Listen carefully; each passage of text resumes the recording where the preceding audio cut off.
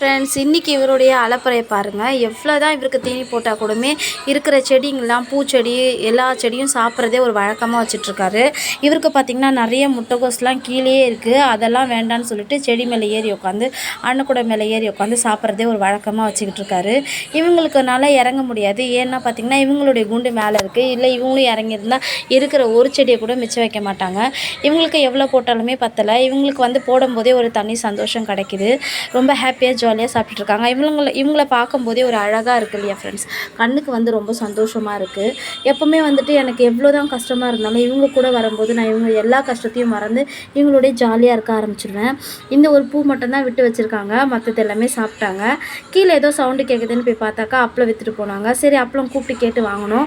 இவ்வளோ பெரிய கட்டே 50 ரூபா தான் சொன்னாங்க. கடையிலலாம் இவ்வளோ பெரிய கட்டு கிடைக்குமான்னு எனக்கு தெரியல. இந்த மாதிரி ரோட்டில் வரவங்கள்ட்டெல்லாம் வாங்கினா நம்மளுக்கு லாபம் தான். வீடியோ பிடிச்சிருந்தா லைக் பண்ணுங்கள்.